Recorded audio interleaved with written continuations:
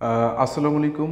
আজকে মূলত আমি আপনাদের সাথে কথা বলতে যাব যে আমরা যখন আমাদের ইউটিউব চ্যানেল মনিটাইজেশনের জন্য অ্যাপ্লাই করি, তো মনিটাইজেশনের জন্য যখন আমরা অ্যাপ্লাই করি এবং দেখি যে আমাদের channel violation of the YouTube monetization পলিসিসের অন্তর্ভুক্ত দিয়ে তারা আমাদের মনিটাইজেশনের যে অ্যাপ্লাই সেটা রিজেক্ট করে দেয়।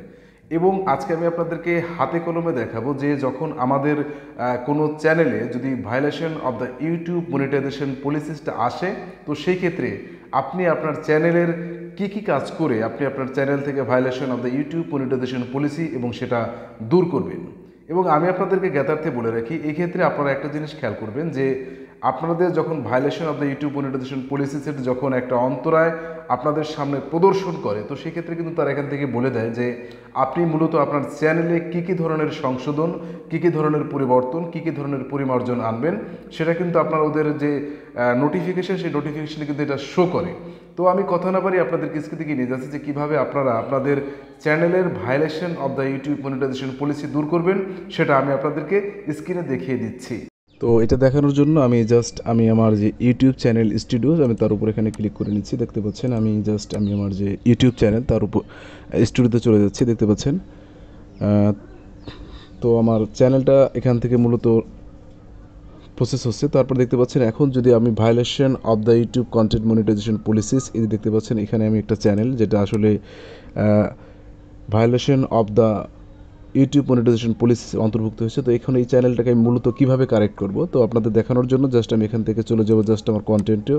এবং এছাড়া আমি আপনাদেরকে আরেকটা জিনিস দেখিয়ে রাখি, যেখানে দেখতে পাচ্ছেন যে your channel was not accepted for monetization, এটা যখন আসবে এবং এক্ষেত্রে আপনাকে এখান থেকে এখানে 2 নাম্বার দেখতে পাচ্ছেন edit your channel and reapply for monetization.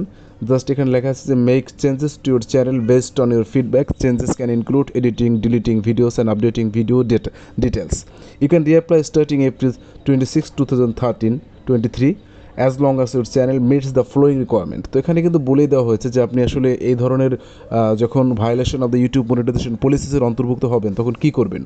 আপনি এখান থেকে করবেন, আপনি যে আপনার চ্যানেলের যে ভিডিওগুলো আছে সেই ভিডিওগুলি এডিট করবেন। যদি সেক্ষেত্রে অন্য কোনো ব্যক্তির কোনো কপিরাইট কোনো ভিডিও আপনার ভিডিওতে আপনি অন্তর্ভুক্ত করেছেন, তো সেগুলো এখান থেকে এডিট করবেন। তারপর যদি দরকার হয় যে আপনার চ্যানেলের নিশ অনুযায়ী ভিডিও আপলোড হয় নাই, তো সেক্ষেত্রে আপনি সেই ভিডিওটা ডিলিট করবেন। এবং আপডেটিং ভিডিও ডিটেলস, এবং আপডেটিং ভিডিও ডিটেলসটা মূলত কী আমি আপনাদেরকে এটা দেখানোর জন্য আমি এখান থেকে আমার কন্টেন্টে চলে যাচ্ছি। আপনাদের দেখাচ্ছি যে আমার একটা কন্টেন্ট দেখাবো।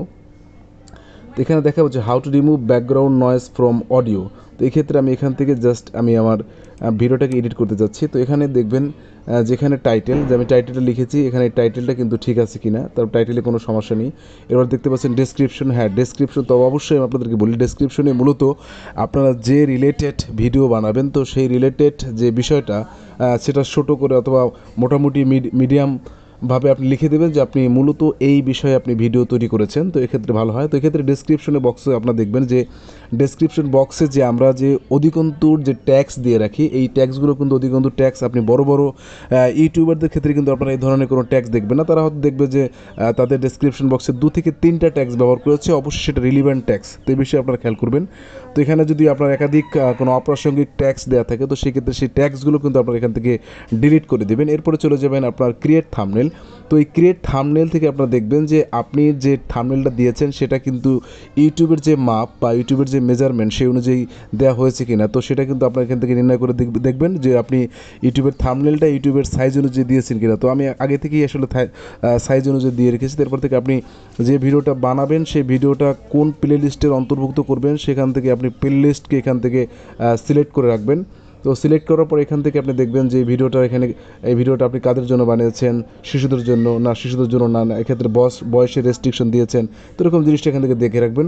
তারপর অটোমেটিক চ্যাপ্টার এখান থেকে অ্যালাউ অটোমেটিক চ্যাপ্টার অ্যান্ড কি মোমেন্টস সিলেক্ট করে দেবেন। তারপর হচ্ছে ফিচার প্লেসেস, এটাও সিলেক্ট করে দেবেন। এরপর আপনার এই যে ট্যাক্সগুলো মূলত আপনি দেখবেন যে আপনি যে ভিডিওটা বানাচ্ছেন সেই ভিডিওর সাথে এই ট্যাক্সগুলো রিলিভেন্ট কিনা। তো এই ট্যাক্সগুলো যদি রিলিভেন্ট হয়, তো সেই ক্ষেত্রে আপনি দেখতে পাবেন যে যদি ট্যাক্সগুলো যদি রিলিভেন্ট হয়, তো সেই ক্ষেত্রে এখান থেকে দেখবেন যে যদি রিলিভেন্ট ট্যাগ না, তো এখান থেকে আপনি ডিলিট করে দেবেন।